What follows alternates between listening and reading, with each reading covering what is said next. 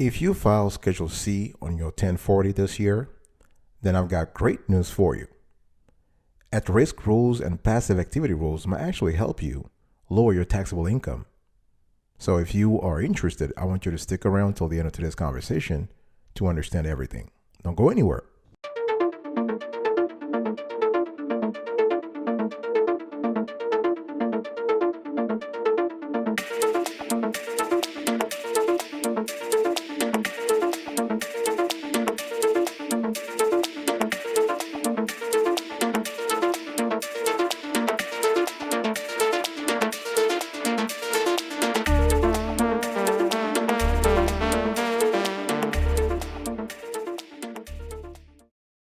Welcome back, folks, to another edition of the Awesome Sweetie Kiwi Show. How are you today? I hope you are doing fantastic. If you are doing as superb as I am, go grab a cup of coffee or tea or vodka LS roll. In today's conversation, I want to talk to you about IRS Schedule C at-risk rules and passive activity rules. What are those? What are at-risk rules? Those rules deal with the amount of your investment in a business that you are personally at risk of losing if the business fails. Remember, the key word here is what? Personally. In other words, these rules have nothing to do with whether the business itself is at risk, but rather what you personally are at risk of losing. At-risk rules are tax shelter laws that limit the amount of allowable deductions that an individual or closely held corporation can claim for tax purposes as a result of engaging in specific at-risk activities. And those activities could result in financial losses. So a closely held corporation is defined by the IRS as a corporation that has more than 50% of its outstanding stock owned by 5 or fewer individuals at any time during the last half of the tax year. The last half, very important. And basically, those are rules. Those at-risk rules back in the days that they were actually enacted in 1976, and they were intended to help guarantee that losses claimed on returns are valid and that taxpayers do not attempt to manipulate their taxable income using tax shelters, because the IRS realizes that, Congress realized that people were actually gaming the system back in the days, so they came up with this at-risk rules. And at-risk rules basically are tax shelter laws that limit the amount of allowable deduction that an entity can claim as a result of engaging in specific activities.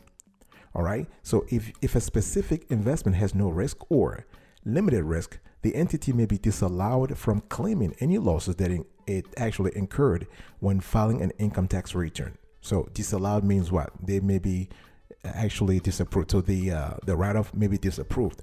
All right. And the amount of that a taxpayer has at risk is measured annually at the end of the tax year.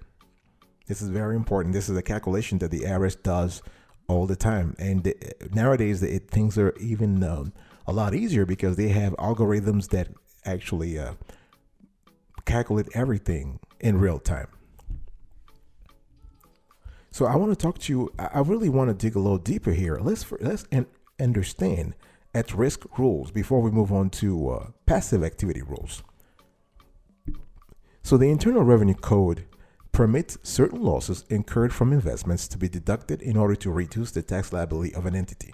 When I'm talking about entity, I'm talking about the business from which the business whose income or losses you are transferring onto your Schedule C. All right. So for the losses to be deducted, the tax code stipulates that the entity's activity via making the investment must have caused the entity to experience a certain level of risk. In other words, for you to actually claim the loss on your Schedule C, you got to bring the cash, you got to bring that losses or that income from a business which was involved in at-risk activity. If a specific investment has no risk or limited risk, the entity may be disallowed from claiming any losses that it incurred when filing an income tax return. One thing I want to say here is that the at-risk basis is decreased annually by the amount by which deductions exceed income and distributions. Specifically, at-risk rules are intended to prevent investors from writing off more than the amount they invested in the business in the first place. And they usually do this through something called a flow-through entity. So businesses structured as flow-through entities include S corporations, partnerships, trust, and estates. So a taxpayer cannot deduct any more than the amount of money that they had at risk at the end of the tax year in any activity for which the taxpayer was not a material participant. Another keyword here, material participant. And I'll come back to that later on.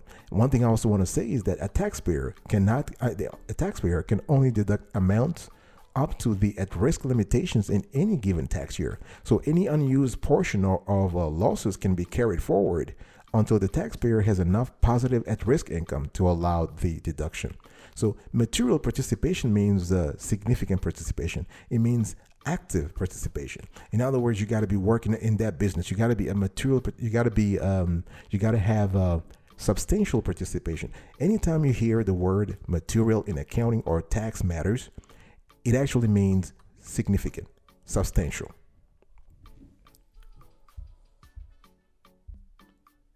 Let me elaborate a little bit on the real purpose of the at-risk rules so that you can clearly understand things and you can apply this to your Schedule C, and hopefully you can reduce your taxes, your tax debt this year. The purpose of the at-risk rules is actually to prevent you from claiming a loss in excess of what you actually stand to lose. Only the amount you are personally at risk of losing counts towards your at-risk basis, which is also called your tax basis. All right, so your tax basis is equal to your investment in the business plus loans you make to the business. For example, if you own, let's say, an S corporation and you invest 10 grand in the stock of the S corporation and also lend the company $5,000, your tax basis, the amount you have at risk, would be 15,000, right? 10 grand plus 5 grand. And the amount you invest in the stock is called your stock basis, and the amount you lend the company is called your loan basis. Therefore, the total of your stock basis and loan basis, if any, is your tax basis and also your at-risk basis. And what about now if you invest in an S corporation or partnership? The amount of a loss incurred by these entities that you may deduct is limited to the amount of your investment you personally have at risk, which is, in other words, your at-risk basis.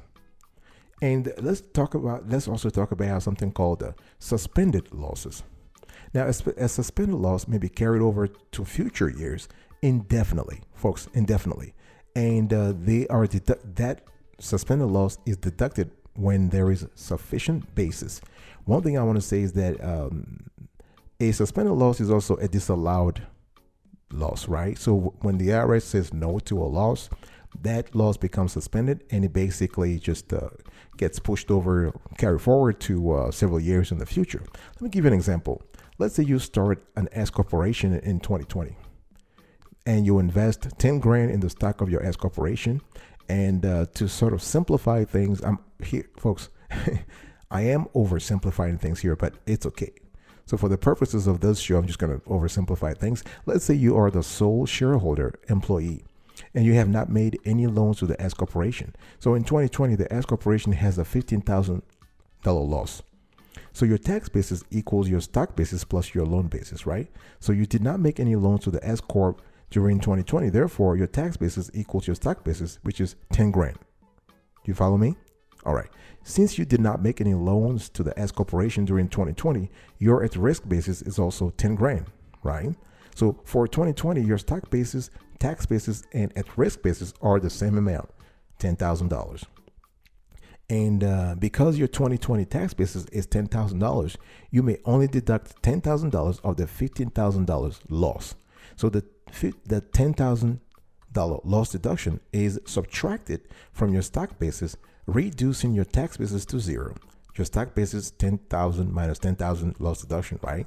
So since you are only allowed to deduct $10,000 of the $15,000 loss for 2020, the remaining 5 grand is called a suspended loss.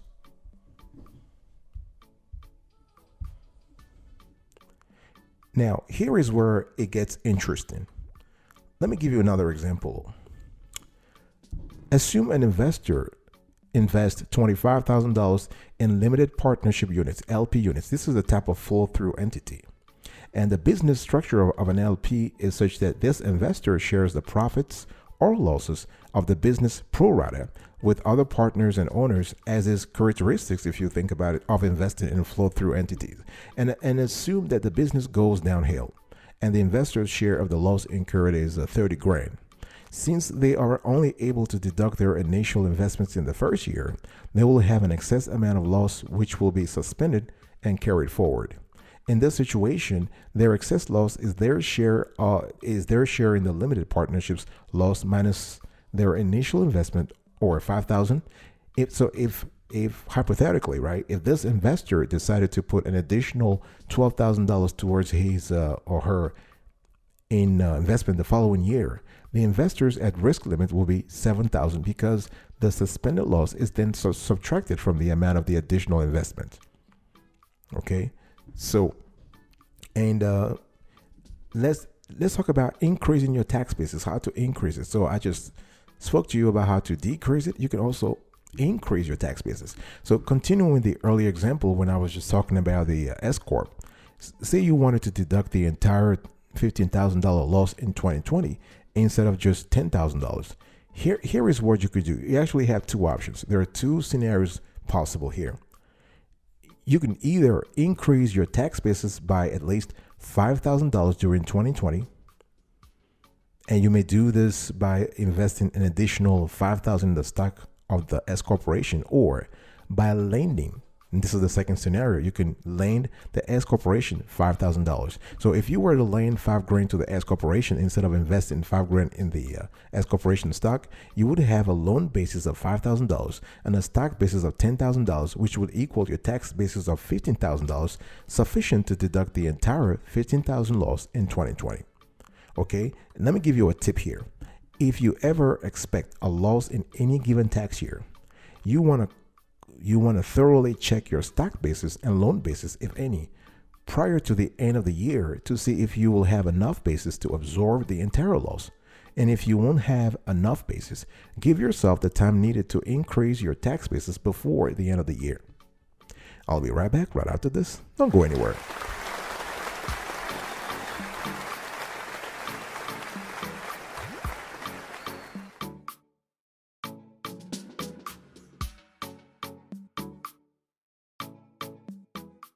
Welcome back, folks, to another section of the Awesome Sweetie Kiwi Show. I'm still having a nice convo with you about at-risk rules and passive activity rules. And I'm showing you right now form. I want to talk about Form 6198. This is an important form, and this form is about at-risk limitations. You can see here. So this is the form that allows the IRS to actually see the kind of ins and outs of your business activity, and how much you can actually deduct in terms of at-risk income or losses. So you have part 1 and part 2 and part 3 and part 4. So this is pretty clear here. So if you have a business loss and if any part of your investment in the business is not at risk, you must complete Form 6198. And speaking of which, since we're talking about 6198, I want to jump quickly on to passive activity rules. If you merely invest in a business and do not participate in the day-to-day operations, losses are classified as passive losses. In other words, you're not materially there, right? Active here means material. So losses are classified as passive losses, and passive losses may only be deducted from passive income. So if a passive loss exceeds passive income in any tax year, the excess loss may be carried forward to the following tax year. And so let's talk about sole proprietorship. If you are a sole proprietorship, you and your business are not considered separate entities because you and the entity are considered one and the same, and you would file Schedule C, Schedule F for farming to report business income and expenses. For Schedule C filers, at risk means that you are using your own money for the business, and you only want to check the box if all investment is at risk. And you want to check the appropriate box 32B, I believe, if some investment is not at risk. So a loss may only be deducted up to the amount you personally have at risk and no more. All right, so this is kind of important to understand. And if a loss exceeds your at-risk investments, that suspended loss that I just explained to you earlier, you can actually write it off as long in the future as possible. What about amounts invested in the business for which you would not be at risk? Those may include the following. So you have non-recourse loans used to finance the business, cash, property, or borrowed amount used in the business that are protected against loss by a guarantee, stop loss agreements, or other similar arrangement, excluding casualty insurance and insurance against tort liability. You also have amounts borrowed for use in the business from a person who has an interest in the business other than a creditor. In other words, if you have absolutely no money at risk in your business, you may not deduct any part of a Schedule C loss. The amount of a loss you may deduct must be equal to or less than the amount that you personally stand to lose. All right, folks, this is it for today's conversation. I was talking to you about IRS Schedule C at risk rules and passive activity rules. So I spoke to you about what the at risk rules are, how you really can understand it, the purpose of those rules, how to increase your tax basis. I also spoke to you about passive activity rules. And finally, I spoke to you also about Form 6198. I'll talk to you another time. Thank you so much for your attention. I really appreciate it. Until I see you next, please stay marvelous.